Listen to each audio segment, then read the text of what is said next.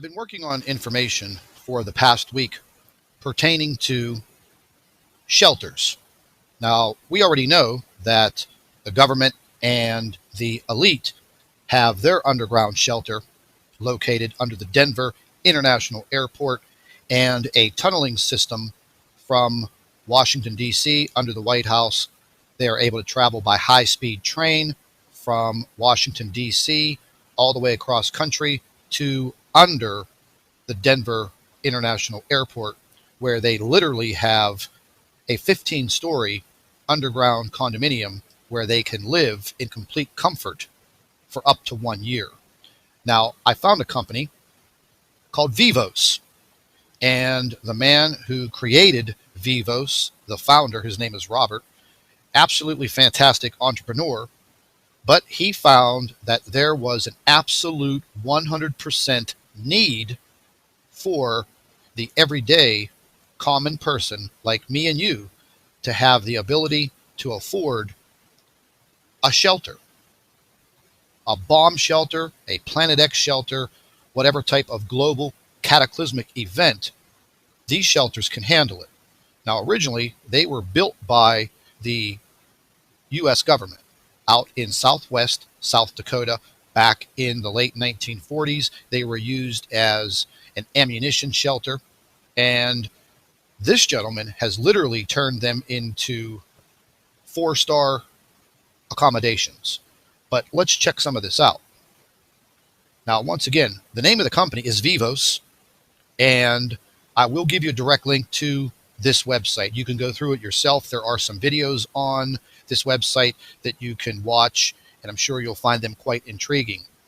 But these were bomb shelters, and he bought them from the U.S. government. Now, he goes into a lot of information on here, and if you look, you'll see a lot about Planet X and Nibiru. He goes a lot into other forms of cataclysmic events, earthquakes, tsunamis, military operations such as EMP outages, and also the threat of nuclear war. And also, as you see over here, the eruption of Yellowstone. But right below it, once again, you'll see Nibiru, Planet X.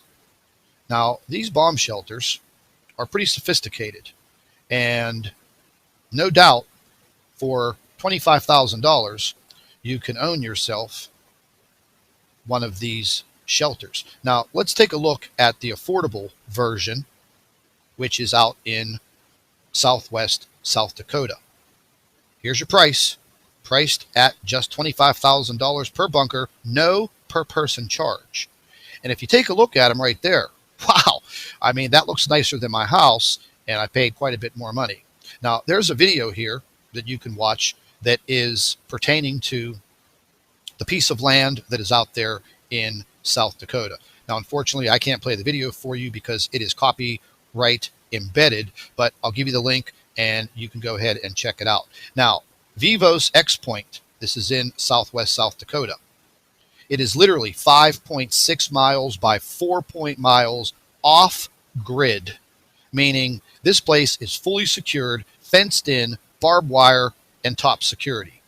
It literally has developments A, B, C, D, E, F, N, H. I don't know what happened to G. Maybe it's not finished yet. But this place is absolutely 100% secure. Now, these bunkers are scattered all over this 5.5 mile by 4 mile reservation, is what I want to call it. You can actually take a look at the floor plan, and up to 8 people can live inside of this bunker comfortably. It's quite amazing. Let's take a look at the actual photographs. And again, this is Vivos X Point in South Dakota. Now, taking a look at this, looks pretty nice to me. Leather furniture, a bar, pool table, sitting area, and how ironic, a globe right in your seating area. Flat screen TVs. And again, these were originally munitions shelters. They were built by the Army Corps of Engineers. They are very, very sturdy, and they are partially underground. Now, this is a pretty good panoramic view of a part or a portion of the land. And again, this is in South Dakota. They claim this is completely off-grid. And again, you can see how many there are on this reservation. 575 to be exact. Barbed wire all the way around it. $25,000. And that would handle up to 8 people in one of these bunkers. Now, as I said before, these are partially underground, and you can see they have a metal blast door, solid concrete. All of these were built by the Army Corps of Engineers. Between, I think, 1949, they were used up until, I think, 1967 or the late 1960s. And this man purchased all of this from the U.S. government, and he turned all of it into affordable bunkers for people to buy. And once again, $25,000, there you go. That buys you a bunker. Now, as far as what the elite have their choice of, well, let's just say they have a much, much better bunker. Now, we'll take a look at that. But what I wanted to show you here is on all these little thumbnails here, you can go from radioactivity and nuclear warfare to EMPs to terrorism to a comet or asteroid. And then right here, you have Planet X. You click on that icon, Planet X, and it goes directly into talking about Planet X, Nibiru, the Nemesis solar system. And yes, there is a threat. Now, do you actually think that this man would spend hundreds of millions of dollars developing these types of shelters for people to buy if there wasn't a direct threat? Now, the United States is not the only area where this man has these types of shelters. There is one in South America, and there is a massive one in Europe. And when I talk to these people, these shelters are selling out at a very rapid pace. And as far as getting into the elite shelters, which I'm going to go ahead and quickly try to find this, because the elite shelters, well, let's just say you kind of have to have a pretty good set skill, like being a doctor or an engineer or something of that nature. Now, let me just try to find this, because this is a massive, massive website. They have so much information on here. These are the private shelters, and this is located in Indiana. Once again, there is a full video here. Unfortunately, I can't play it. It has a copyright protection embedded in it. You can't upload it to YouTube. But this is the actual construction of the Vivos in the state of Indiana. And we'll go ahead and play this for you because it's absolutely phenomenal. Top security, leather furniture, seating for dining for 80 people, TV rooms. They have it all. Big kitchens, marble tile floors. It's all here, folks. You can even bring your dog or your cat, and they have full medical facilities, and they also grow their own food. They have full ventilation, full sewage, workout facilities, and this is for the elite. Not me and you. This is for the elite.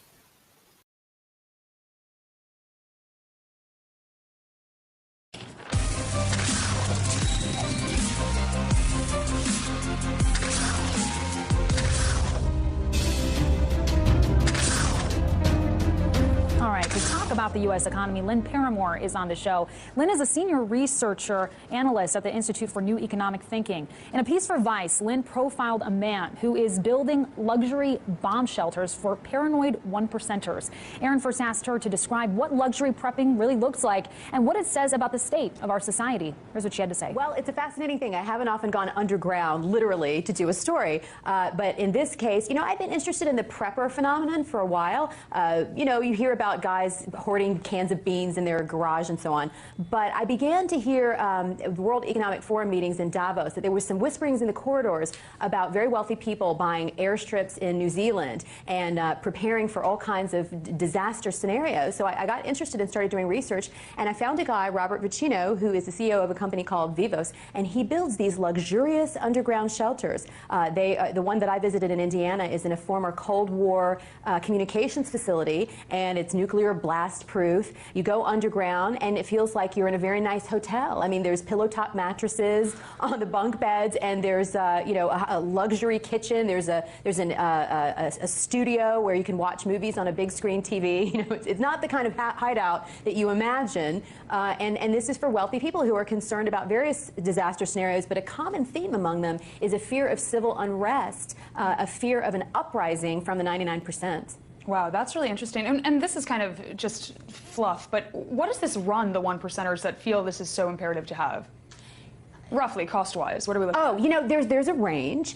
You have your sort of $35,000 version on up to a facility that this company Vivos has just launched in Germany that'll run you $2 to $3 million for a place. And they have enough fuel and food supplies, so I'm told, to keep things going for about a year, maybe even more. So while all hell is breaking loose on the surface. Only for a year, though. If it's breaking loose for 18 months, sorry. Exactly. And it is a strange thing to me culturally, because inequality is obviously a problem. And this is part of a realization on the part of wealthy people that it's a problem. But the idea that the solution to that is to hide away in a gold-plated bunker while everything else goes to hell, I don't believe that people can survive that way. I think we all need each other, and it's kind of it's a strain of libertarianism that puts emphasis on the individual and doesn't trust the government to do anything right in the case of a disaster. So I think that's feeding into this, and a little paranoia is feeding into it. I would be much more happy if some of these wealthy people would say, hey, maybe I don't need all these tax breaks. Maybe I want to do something to actually solve the problem of inequality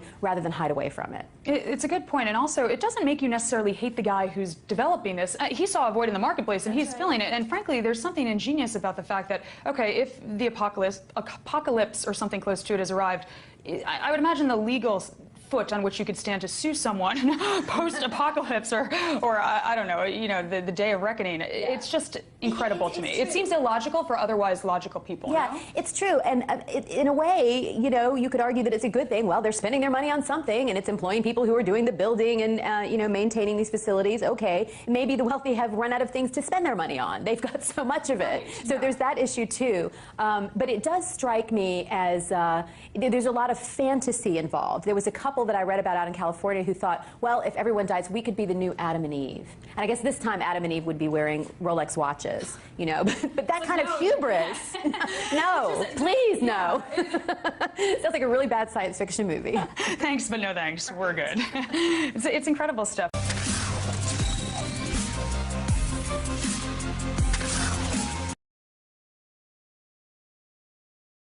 I'd like to thank all of our Nibiru watchers. You guys do a fantastic job. Would also like to thank you for your loyal subscribership. You can continue to email your photographs and your video to NibiruPlanetX2016@gmail.com. And don't forget to share our videos with your friends and family members on Facebook. And subscribe to the Nibiru channel for all of our current updates. And like I always say, keep an eye in the sky.